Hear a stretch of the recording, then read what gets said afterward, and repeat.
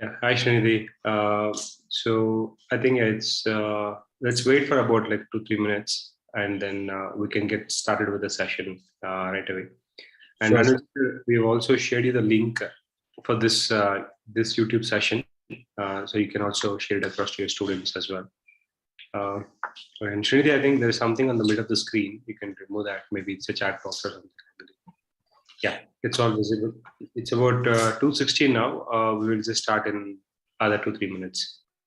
Sure, sir.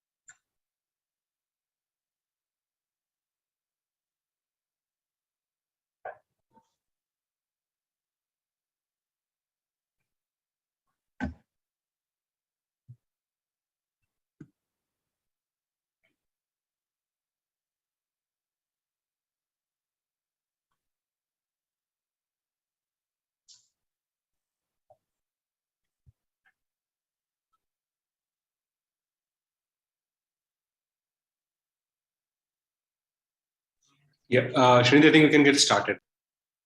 Sure, sir. Good afternoon. I'm Shrindi. I'm an EV R&D engineer in Decibels Lab Private Limited.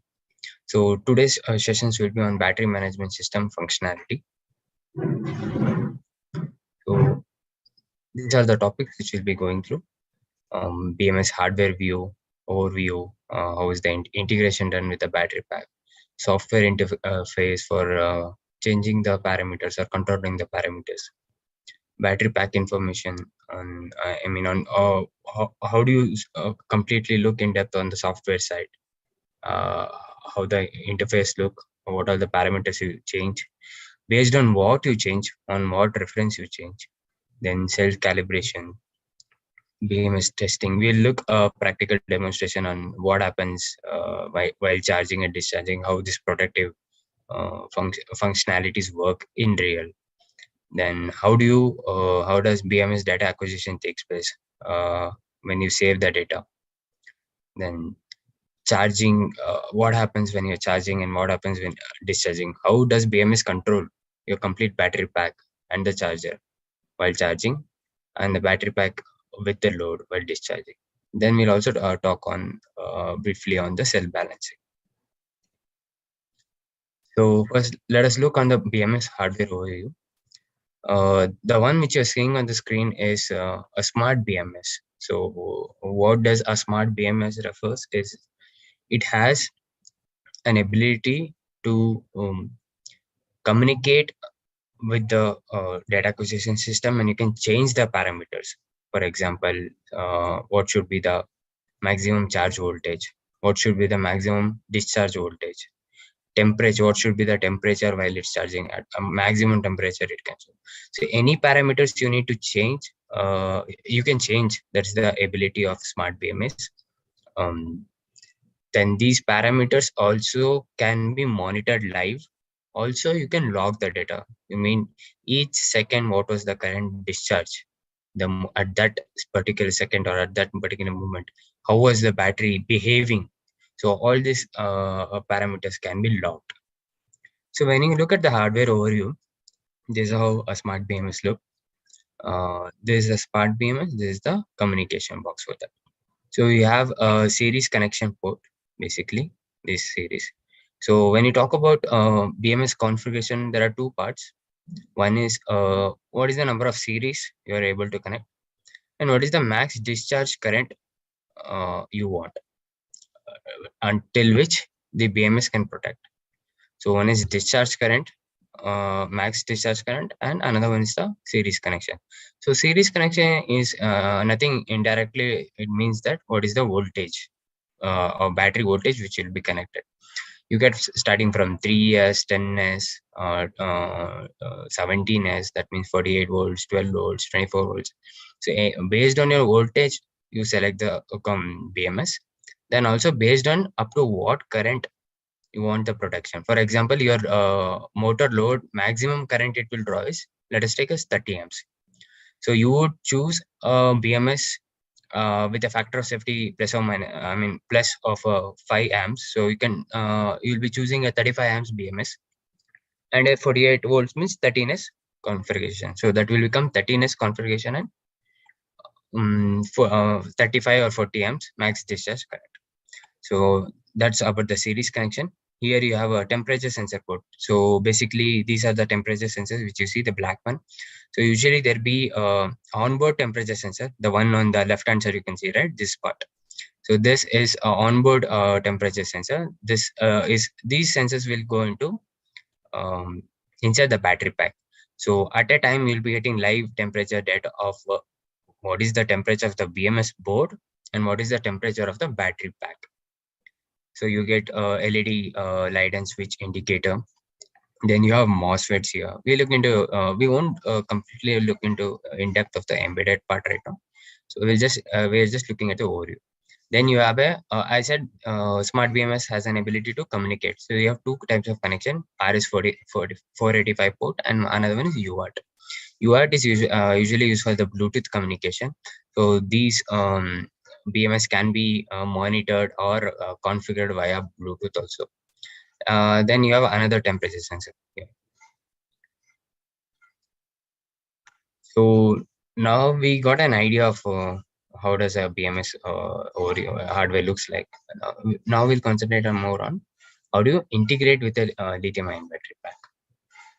So this is the battery pack customizedly made at Decibels Lab. So you can see, as I was talking about two configuration, right? One is the series connection, indirectly voltage. Another is the discharge current. So that is what here written, 13s 30 amps BMS connection here. Yeah. So this is how it has been integrated. Now we look in depth of wiring. Where does this bold black thick wires goes, right? So there are four main connections here. B minus stands for battery negative. You mean this particular blue thick wire? I guess it's pretty visible with B minus written on it. This wire you start from connecting from negative, right? So this wire directly goes to the negative terminal of the battery. So that's where we are going right now. B minus directly to the negative terminal. After this negative terminal has been connected, then you start connecting in series. So you have, for example, if you have 13 series, you will have 13 wires to be connected, right? First series, second series, third series, fourth. So here you could see these white wires which have connected in series. So this is series 1, series 2, and similarly up to 13 series. So first you connect the bold thick wire to the negative terminal. Again, let me stress, why is it bold? I mean, why is it thick wires? Because you are using these wires to discharge the current, or on the other side, these black ones are charged. When you're discharging and charging, there's a huge amount of current flowing. So what happens in wires are that when the current flows, based on that heat gets generated. So your wire which you choose should has the ability to withstand such amount of current flow. For example, 30 amps. So there is specific wire gauges selected for specific current which gonna flow. So usually as the current flows are more, so the radius of these wires or the diameters has been huge. So you go from negative, then you start with the series connection. So the first wire, you see, let me show you here. You start with B0, that is the negative part here, right? So one is negative part. Then again you have series connection. The first wire starts with negative terminal. So you call it as a B0, then comes B1, B2, B3, up to whatever is the series which you have chosen. For example, if we talk about 13s, so last number will be 13. So you get B0, you'll go to negative, the next consecutive, next wire right beside. So this is first, this is second. This is the first series. So next wire will go to second series. We should be very careful while connecting this series connection, because these are the wires which will indicate to you in the software interface. So what is the voltage in particular series? What if there is any imbalance in the particular series? So any malfunction or any live data you need to mm, uh, monitor it, or even data log, you need it is must and should you need to connect in consecutive. I mean, series has to be proper. It's not like B4 number cannot be connected to the series 1. Later you will have an issues that you might think the series 1 is wrong, or series 4 is wrong directly. So it has to go in chronology. So it start from 1 0. We'll go back to the picture. So we go from B0, then B1, B2, last wire goes up to B30. So after you connect all these white wires, which you can see here, there's a last wire which is visible is red. I'll just use the annotations here. This part, right? There is a red wire. That red indicates for positive.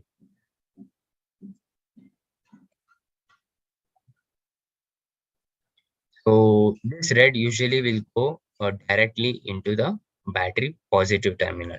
So the series connection wire is here, right? It will go to the last wire. The last wire of the series will be connected to the positive. So once you start from negative and you end up to positive, then only your BMS will get activated properly, and it will be able to show you each series voltage or any malfunctions. Until unless the last wire is not connected, you won't be able to get any information regarding your battery pack. So then comes the C minus port. C minus is nothing but charge negative or discharge negative. So either from one wire you can charge, keep it for charge, and another wire for discharge. So discharge here means a load. Load means you can take it as a motor. So at the end, positive wire is taken directly from battery pack. Let me just show you.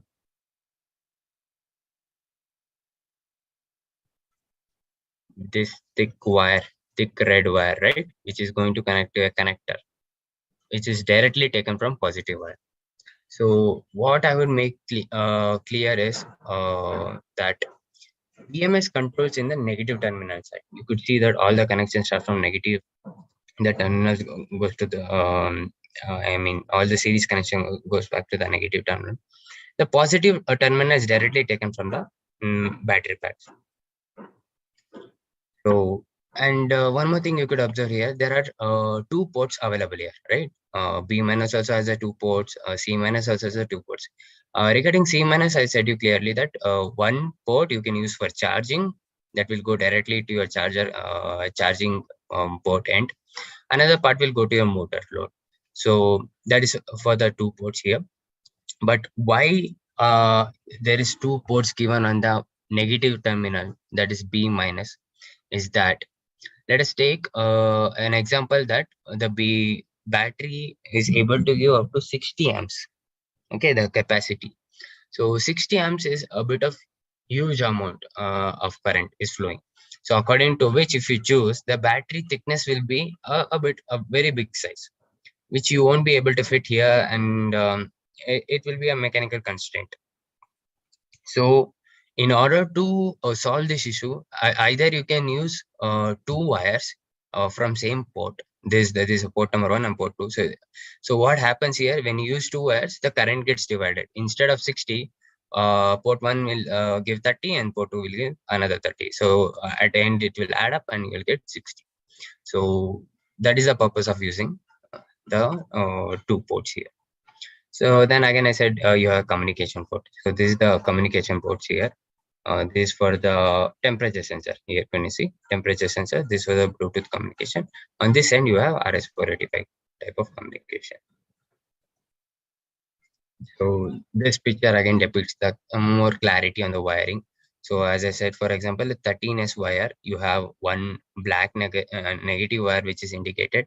Then usually these mean color coded in white or white. So you'll have 12 wires of white. Then last one to indicate as a positive, there is a red wire. So again, I'll just repeat it. You start with B minus, then you start with the series connection, B0, 1, 2, 3, 4, 5. And last 13th wire will go to the positive terminal here. Then positive terminal at the end of the load is directly taken from the terminal of the battery pack, not from the BMS. Then you have a C minus port, or the you could call it a discharge port also, which will be taken from your BMS. So I guess you all are here reading regarding the BMS integration. Now, after you integrate it, you need to set some parameters to BMS to perform a basic production. So what is the main objective of BMS is to protect, right? Battery management system. As it the term says, it manages. Also, the main ideology of the BMS is to protect the battery pack while charging, while discharging, or while it's in unused state. Neither is charging nor is charging, because lithium are a very it's a bit of uncontrollable state without a BMS. So any lithium ion without a BMS is bit a dangerous state. So you need to take in control of it. The only part which the only device which could do that is BMS. So this is an example of a BMS software. Usually the softwares are provided from the manufacturer side. It can be any company, XMS, like Orion or any of this. This is an example of a JBD tool. So this is how a software interface look like. First you have battery pack information. As I was stating, these wires will indicate you all the series connections parameters, right? That's what it shows here. So when the example of the one which I have connected is 13S 40 amps BMS. So you have 13 series here. Each series voltage is shown here. Series 1, 2 up to 13, right? You can see. Then there's a column for balance. If by chance these of the cells are in imbalance state, so you could see a indication of on, where balance is on for the particular series where the voltage has been dropped. Then you have temperature. I said usually there will be multiple temperature sensor. The one which I'm showing has a two temperature. So one is on board, which I showed here. This is the on board temperature, and there's the another temperature which will be going directly in between the battery pack. Inside these panel gaps you see, right? So into the spacers gap, the other part of the sensors goes in. So then you have complete pack information. This information, whatever you see on the screen, is completely live information which you'll be getting. So what is the pack voltage? What is the current status? Zero means neither is discharging nor charging. If it goes in negative, it's discharging. If it goes in positive number, it's charging. Then average voltage, complete 13 series. What is the average voltage? Maximum voltage, minimum voltage, difference between the voltage, and cycle count. So what does this cycle count means? In order to monitor the state of health of the battery, what does a BMS plays a role is it counts the life cycles. One cycle count is nothing but complete discharge and complete charge. So you completely discharge the battery back and you again charge it. That becomes a one cycle. So why is this important? Is because let us say you have purchased a X and Y company electric car 2 years back. So when you purchased, the manufacturer would have stated you, or you would be getting around 200 kilometers of range. After certain years of age, the battery's health degrades, but your system, if BMS doesn't count the cell cycles, what would happen? Even after 2 years or 3 years, it would show you that the range estimated for your drive for today after full charge would be again 200 kilometers. But that's not true, right? Even if you take off your laptop batteries, usually when the the laptop is new, you get around 2 to 5 years of charge depending on the battery. But as time usage happens, the charge ability, ability of it to withstand the charge decreases. So it's very vital to or important to know what is the real estimate, range estimate, because when you're planning a drive for today or a trip for today, you should know how long your vehicle should go, right? So that is where this BMS plays a vital role while calculating the cycle counts and giving you the accurate state of health at that particular moment when it's in use. Then you have full charge capacity, remaining capacity, the version. This is all regarding the BMS. Then you have a warning window here, starting from cell over voltage protection, cell under voltage protection, charge over current protection, discharge over current protection, any short circuit, any error, any malfunction, you will get a warning symbol on this window. Then you have two MOSFETs or FET, charge FET and discharge FET. MOSFETs are nothing but a switch.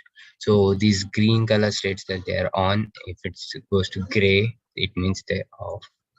So I'll talk about it further. Let's go then. Then you have a COM port selections here. Start and stop. To start reading, to stop, you have a function to save the data. So this is an example of how a balance function is shown there if anything is wrong. For example, you could see the 3.861, it's a bit of lesser value according to set. So balance flag is on. So you can see this is how the demo looks. So we are talking about MOSFET side.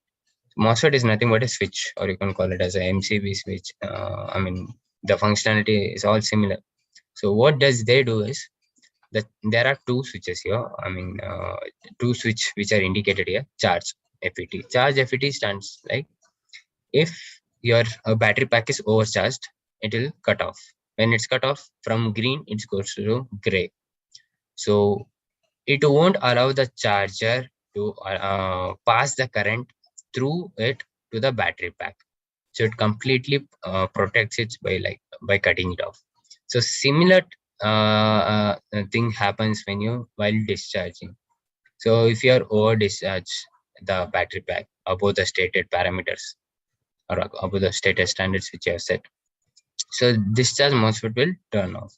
So it only turns on when the limit or the boundary which you have given is reached. So this is how the second window it looks like for the setting part. So basically you can see a basic parameter setting, right?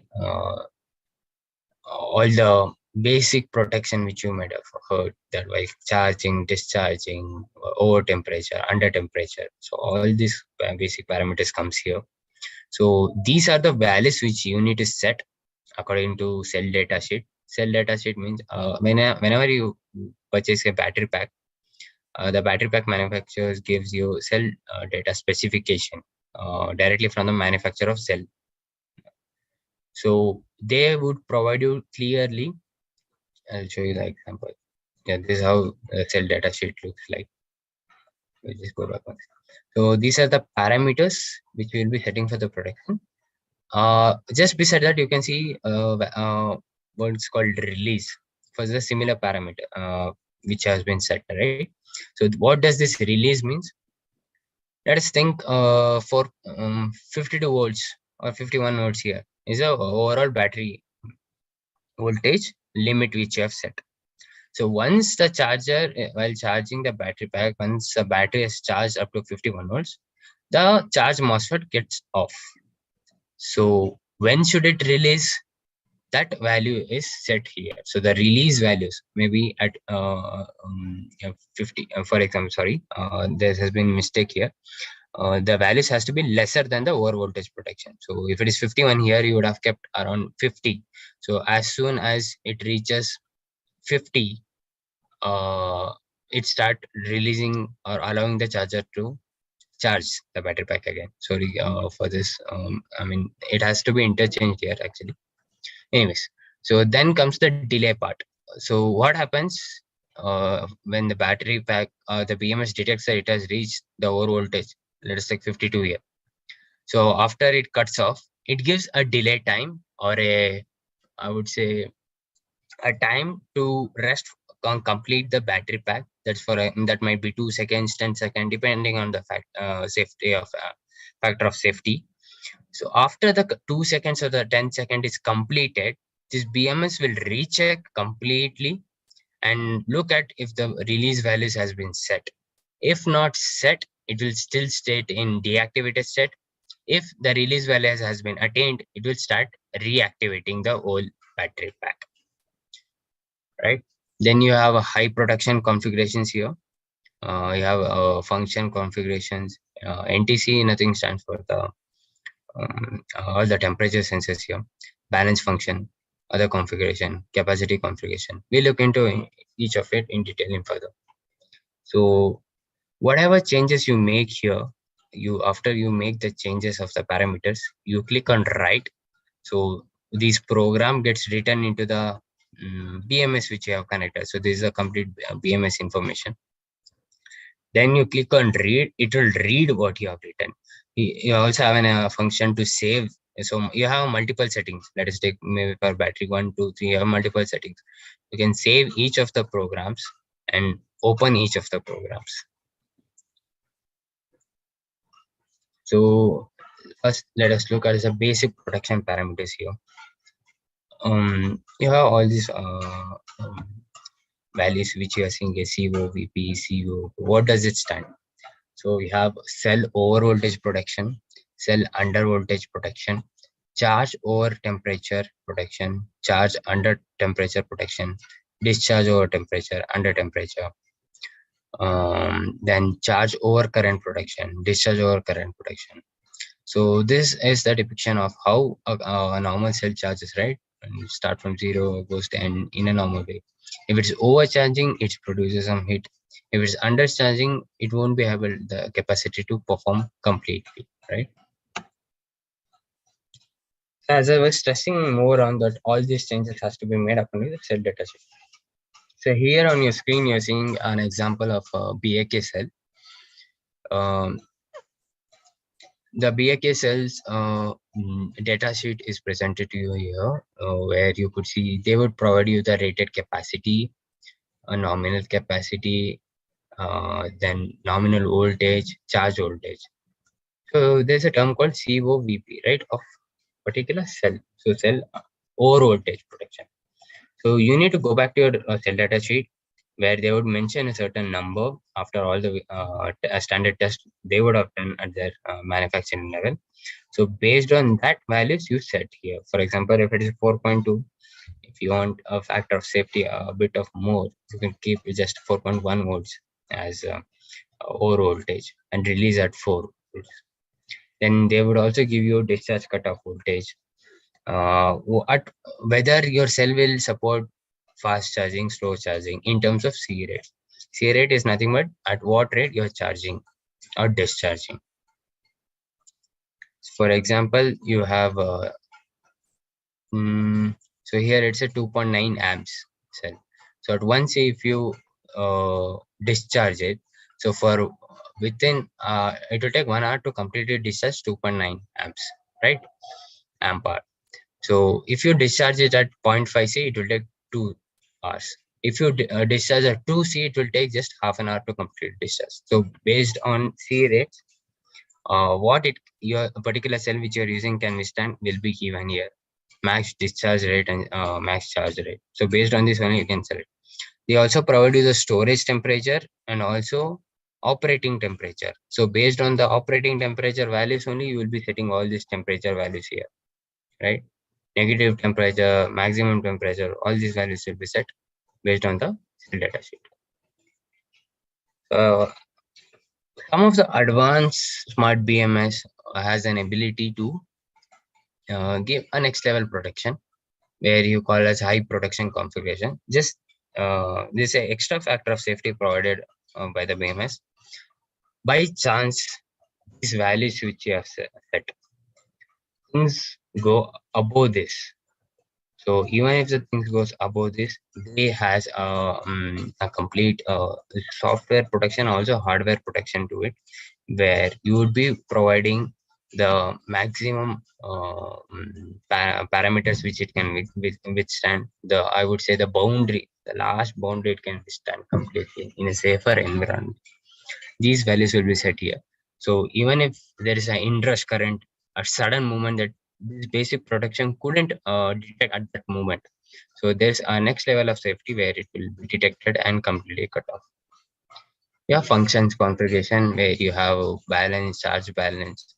So there are two types of balancing functions each these BMS can do. Is one is while charging only you can balance only while charging, or while it's discharging, or while it's in static. I mean, nor it's in discharging, nor discharging. Even at idle state, it will be balanced. You can also set the balance window, like what should be the start voltage for the balancing minimum. So the window here refers to what should be the difference between. For example, if there is a 50 millivolts difference between any of the series, the balancing should start. This other configuration basically talks about BMS configuration which you have connected. Then comes the capacity configuration. So this is where you set what is the capacity setting, nominal capacity of the battery pack, full voltage, and also the, could you see these numbers? 80% capacity volume, 60%. So based on this initial power production only, you would be the BMS would be calculating the complete battery capacity, remaining capacity, and also the state of health, so that which time, as the time goes on and the usage goes on, it will be able to give you at least nearest to accurate value. Then comes the calibration part. This is a bit of advanced level where a technical person, the person who's handling would have to know what and how to do the calibration. So what does calibration means? It's nothing but as in particular BMS. So you know that cell 1 or series cell 2 has a voltage drop. The values which are shown for the overall voltage is something lesser or more. So if you know the particular value or the difference value, you just upload it on the white column here and you press calibration. So as you press the calibrate, it starts calibrating. So BMS will automatically understand the value which you have given and correct itself and show you the right value. So the other function comes where you edit the remaining, you control the MOS tubes, balance test function, where Modbus protocols. These are all completely advanced level where you be using some debugging tools. So now we'll look at the BMS testing. While testing, while charging, how does a window looks like? Right now you can see, as I said, voltage values are given. Current value is 4 amps. So I'm using a 4 amps charger, lithium ion charger. So I'm charging it. So you could see there's a positive 4 amps given shown here. So it means we are charging the overall battery pack. So you could see the remaining SOC is also given. So what was the current status there? 71%. So this was discharging. So as I said, negative indicates the discharging. Here you can see minus 1.85 amps is being discharged when it's connected to load. I said it has an option of data acquisition and you can save data. When you save data, this is how it gets saved in Excel format, where you get a time, date, timestamp, what was the voltage, pack voltage, what was the current condition, cell 1 series 1 to series 13, what was the voltage? What was the average voltage, maximum voltage, minimum? What was the remaining SOC, remaining capacity? What is the full charge capacity? What was the cycle counts? What was the temperature values? All these data will become. Here you can also get the data. For example, I said if anything is wrong while charging, the MOSFET will get off. So right now you can see it's on. If it goes off, even those data will be recorded or logged inside this. Similar happens to the discharge. And when they're off, there's a protection status on. Or when there's a balance function required, there's a balance status on. I'll give you more clarity on how does BMS controls while charging and how does it balance it. So here are a few figures in front of you, right? The first one, when you look at it, you have 1, 2, 3, 4 cells, right? 4 cells here. The charger is on. You could see that the cells are in balanced, not in a balanced state, right? One has 3.5 volts, one has been 4.1, and so on. So what does it do? It allows the charger, as soon as any one of the cell has reached the parameter which you have set. For example, you have set charge voltage maximum is 4.2 volts, right? So yeah, as soon as it reaches 4.2 volts, you can see it cuts off the charger. So there is no connection between charger and BMS. So what does it do? I said it will wait until it drops. So the release value was 4 volts. As soon as the release value is dropped to 4 volts, it starts charging again, right? Charger gets on. You see from off, it goes on. Again, you could see as soon any of the cells or any of the series has reached 4.2 volts, the max cutoff charge, max overcharge protection value, right? Again, it cuts off the charger. So this is how by stage it completely charges and gets into balance state. So this was the status before and this was the status after. So you can see all the cells are in 4.2 volts and completely charged in a balanced way. So we'll also look at how does BMS control while discharging. So there is a load. It's drawing current from the battery pack via BMS. So again, there's imbalance between the cell. The cell 1 is differentiated with all other cells. So as soon as it reaches the lowest discharge voltage value, right? Cutoff voltage value. So for example, we are given 2.7. As soon as it reaches, it detects it and the load is cut off from the BMS. So before we go to cell balancing, what all I explained here right now, charging and discharging, we look at practical demonstration video. I'll just play it.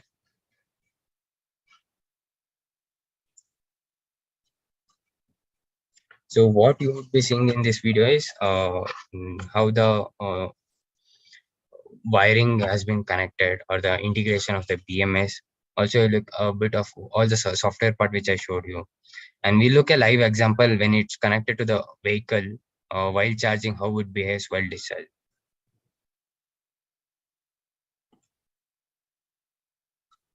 Things, series connection and max discharge. So this is what I was talking about. When you look at a BMS configuration, you have series and current values given.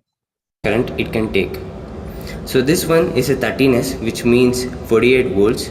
You can see, look at the battery module. This is in 13s in series and 4 in parallel.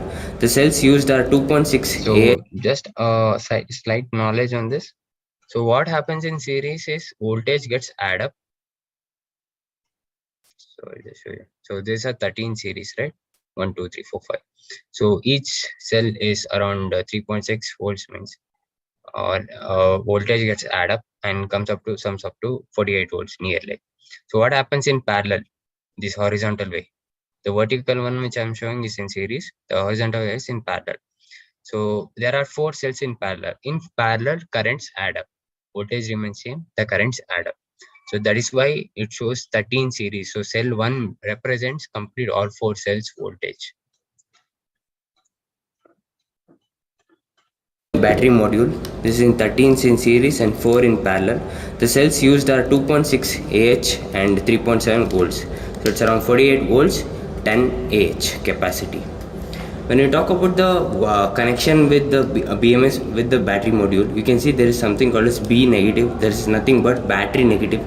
This directly goes into the negative terminal of the battery. Then we have C minus, which is nothing but charge negative, which will also be a discharge negative. Then we have UART and RS485 for communication purpose. Here you can see the communication module is here, which will convert RS485 to directly to the USB, which you can connect to your laptop. Then the main wiring comes here, which connects all the series of the battery module. It starts from negative wire, which is known as BC0, which will So that is what I was talking about. You start from the B minus, then this is the series connection. B minus is directly to negative terminal. Then the first wire, which I stated as B0 or any number you can give, it usually starts from B0. So this black wire stands for that, which goes directly to the negative terminal. Then in series, you can start connecting all the series, which for example, they are 13 series. And the last red wire you can see here, right? That will be connected to the positive terminal. Directly the black wire, which will directly connect to the negative terminal. So total we have 14 wires, out of which 12 are white, one is negative, one is positive, which is in red color. So first you connect to the negative terminal, then in continuation you connect all the white wires, which you can see here. It has been already connected. And here, so here you could see the first black wire gets connected to the negative term. Then this next series just beside it will be the first white wire going. Then sorry, this will be the first series. Then second, third, fourth, fifth, sixth, so on till up to 13. then at last you connect the red wire to the positive terminal. So this is how the wiring connection is. Here you can see the thermal, that's another thermistor, which will monitor your temperature. This will be actually placed inside the battery module. Some BMS has overall board temperature sensor also, and external more than 2 or 3 temperature sensors. So this is the terminal which is used for discharge, also for charging. So here, just for ease of use, we have used a single connector for discharging and charging. So similarly, if you want 2 ports, one for charging and charging, what do you do? Just take one more wire from the C minus port and another wire from the positive terminal. I'm sorry, positive terminal, and just connect any XT60, XT90 based on the requirement connectors, and you will have a discharge port separate and charge port separate.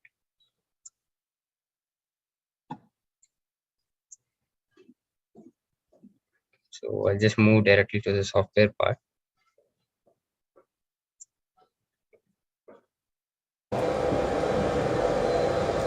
Click on the COM port. Automatically it will select the COM port which has been connected. Press OK. Then you give start. Go to the settings. You press read emperor. It reads whatever data or parameters which has been set for the particular BMS module. You can see reading data is successful. If you go back to the pack information window, it will give you the current status of the whole battery pack. The module is 13S 40 amps, which you saw already. So when you talk about the pack information, basically you have number of series connection, so which is 13. So you can see 13 connections here. Then when you can see directly the voltage in series. So there are 4 cells in the parallel, or 10 cells in the parallel, you can see. So all the voltage of the in that particular line in series 1, the voltage is seen. You can see for all the different 13s. Then we have something called balance function. If by chance any cell voltage is below the module.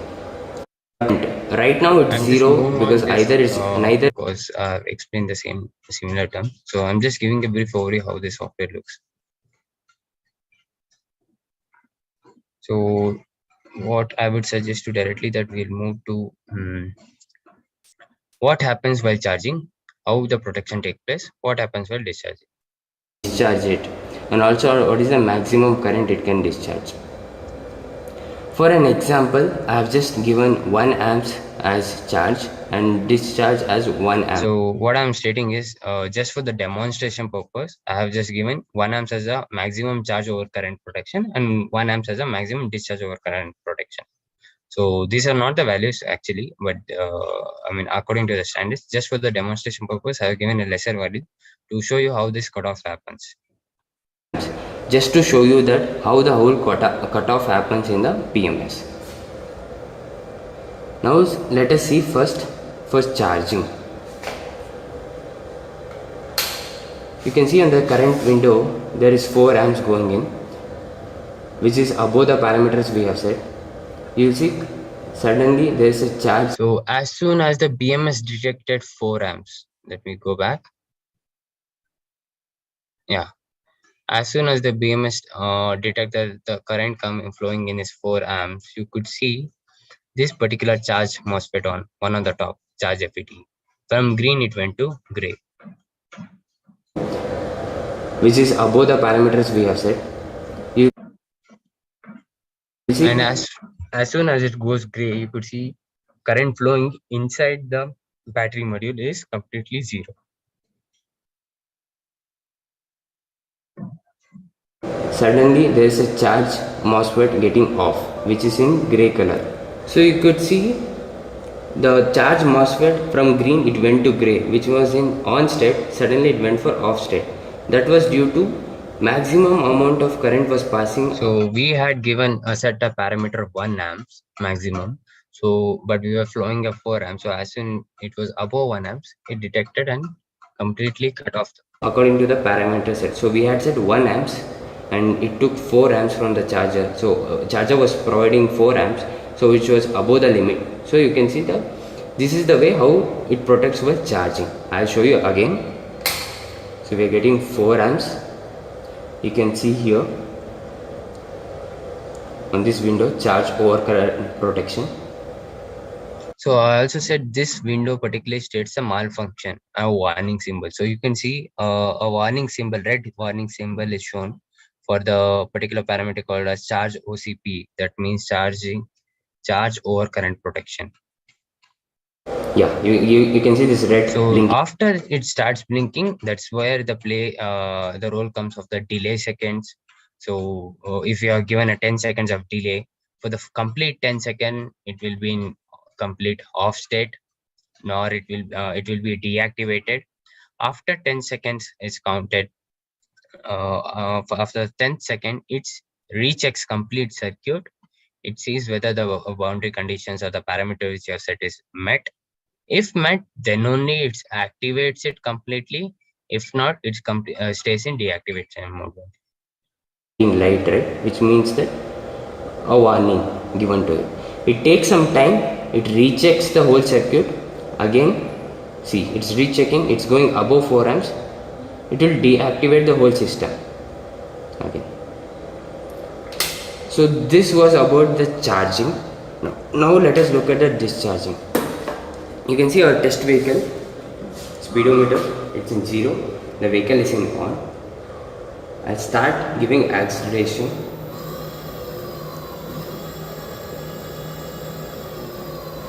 You can look at the window now. Current is in 0. As soon as I give acceleration, it is going up to minus 1. So let me just show you that.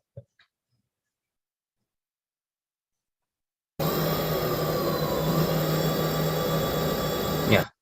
So while discharging for no load condition, you could see minus 1.77 amps was drawn, right? So that indicates the battery has been discharged from towards the load. It is going up again, to 1.77 is a value which is above 1 amps, which we had set for the demonstration purpose. So as soon as it goes 1.7 and it's getting you could see the discharge MOSFET this time. The discharge MOSFET is getting into turning off and getting into gray, and you can also see the warning activated. Why is it negative symbol? It is discharging current. you can see the discharge MOSFET will get off. You can see from from green it's going for gray, and you can see a warning symbol here. Yeah, this is the warning symbol. So basically, this is how the protection takes place in BMS. Or this is the important role which a BMS plays. This is how you can protect your vehicle or battery from any hazardous situation. While you might have heard, while charging, batteries turning into flame, the vehicle completely is in fumes, right? If a BMS places all the basic protection role properly, if the parameters are set properly, then all these accidents or all these hazardous incidents can be easily protected, and you could be using a vehicle in a very safe manner. So as I was stating, I was stressing more on protection regarding the BMS, right? With the battery pack, it protects a lot. So one more functionality which plays a BMS plays a vital role is balancing, because a lithium ion cells has to be in a very balanced state, then only it will perform well. It will perform in a safer manner. If they are in balance, then it would result in any dangerous or hazardous state. So on the right hand side, you can see there are some series in cells. So they are in imbalanced state. You can see first one when it's discharging, the fourth cell is completely almost discharged, and there's still some amount of charge left in the first cell, right? Or the first series, if you could take us. So how usually happens, you completely discharge, it completely charge up to 100%. So if it's in imbalance, this is what happens, right? So here is a visualization for you what happens when there's a same voltage, right? It's completely same after some time of use, after some years of use. They're going under cell imbalancing. So each cell will have a different voltage here. So this is the remaining SOC which you're seeing, right? You could see there are 4 bars here. 4 bars are present, but they are not completely, all the series or cells are not in balanced state. But if you balance them in completely, it shows you only 3 bars. So what does this depict? That whatever remaining SOC which you're seeing when in imbalanced state is not the true remaining capacity or the accurate remaining capacity. So it will be a false. So based on this, you can't just decide that you can still go some 10 miles ahead or 10 kilometers ahead. So you need to have a exact range value or exact remaining capacity of your battery, so that you'll be able to move ahead, right? So that is why balancing is very important. Again, we look at an example, what happens when you balance, what happens when you don't balance. So white color states the usable capacity, the gray color states you the wasted capacity. I mean, the SOC which is, you can't use the remaining capacity, which are in gray. So there are a few stages before this. Left hand side is before the two cells are in before they are in imbalance state, and before the balancing happens, this is the state. After balancing happens, this is the state. So what happens is, here cell 1 has 90H, cell 2 has 120H. They have different capacities, right? But they are not in a balanced state. So when you start balancing it, right, how do you by removing the charge? We look into further what are the types of balancing. And if you try to remove the charge or discharges and try to balance it, at the end of the balance state, you could see that the cell before in an imbalanced state had lesser capacity overall, but after balancing, it was able to has more capacity. You could just observe this cell 2 here, from just having a 50% ability to perform, it goes up to 75%. So that is what this balancing plays or makes. It decreases the gap between the imbalance and imbalance set, and try to cover up the gap and make it in a neutral state where they both are in balanced form. So one more example via graph, what I would show you is here, the cell SOC versus battery SOC. This is what I was talking about in this remaining SOC, right? These are in balanced form or idle form. So this is how regarding the cell SOC versus battery SOC is shown when they are in balance. So what happens when they are in balance? You could see the overall battery SOC may be higher, but individual cell SOC is lower or they're in imbalance state. So due to which you will be getting false or a pseudo value for the battery SOC. So I was talking about balancing, right? I was stressing so much. So how does balancing happens in lithium ion via BMS or lithium phosphate cells also? So there are two types of balancing. Before I talk in technical terms, I would like to explain you in a layman term. So let us take an example that there are 4 glasses of juice present here, right? These are 4 glasses of juice. One of the glass of juice has higher concentration, I mean higher quantity. For example, let us take 200 ml. All other has 150 ml. So if I give these 4 glasses to you and ask you to balance, what are the 2 methods which would you opt? There are 2 ways. One, either you would throw out pour out some extra quantity of the juice from the particular glass to which has more quantity and try to balance, right? That's what you're doing. You're just pouring it out or wasting the juice, throwing it out and trying to balance. There's another way you can balance. What would you do? You would take this extra quantity and divide it equally into all other 3 cups and try to completely balance it, right? So what does this terminologies are called? You just pouring it out and wasting it out and trying to balance is called as passive balancing. Well, you're trying to donate or completely contribute to other glasses to make it balance is called active balancing. So now I'll give you more clarification on what happens in active balancing. So while charging, what does it do? Particularly if you, for example, you have 4 cells here, one has a more voltage. So it contributes calculated certain amount of charge to the all other part of the cells to balance it. Again, to do this, you need a complete algorithm written where you will be calculating what is the exact amount of charge has to be divided, how much each of the cell required from the one which is in excess. So while discharging, what happens in active balance? Uh, it provides all the excess amount of charge present in all other cells to the one which is in low voltage. So what happens in passive balancing is you have a resistor, shunt resistors here. What does this resistor do? It does nothing, just allows the current flowing when a certain voltage is or the current has been certain voltage has been fixed as a boundary. If anything goes up or below, what does it does?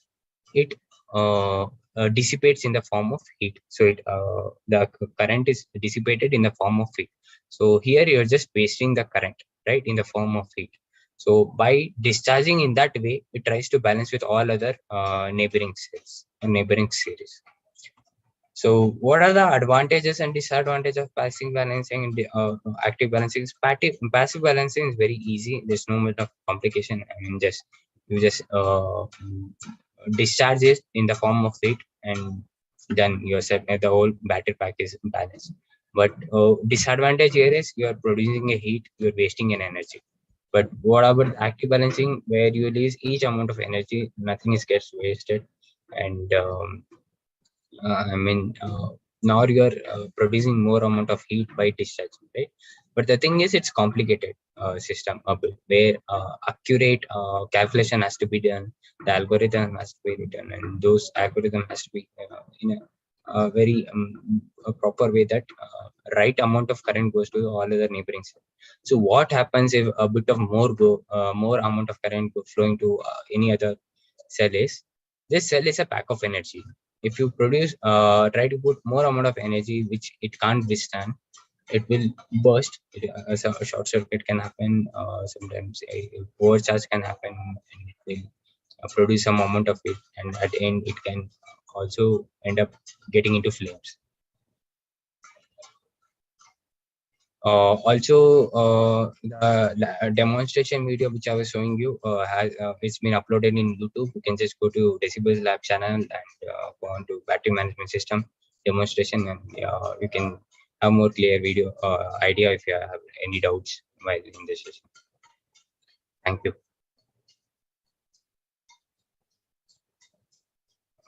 Suraj sir, are you there?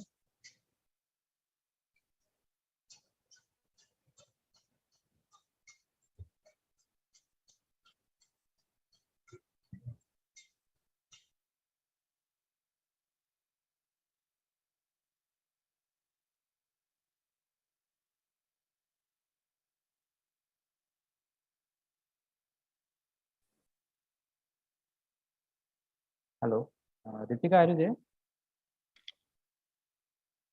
Yes, sir. Okay.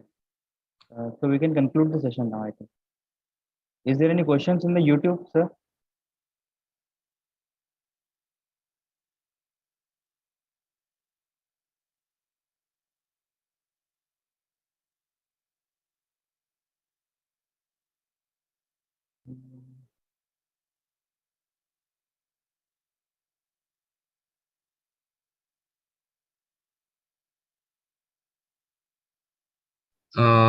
Hello. Yeah, I just went to the YouTube.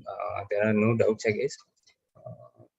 So if any doubts are there, still you can refer back to the videos which have been uploaded in Decibels Lab YouTube channel, or you can get back to Decibels, or you can even send your queries to the email ID shrindidecibels@gmail.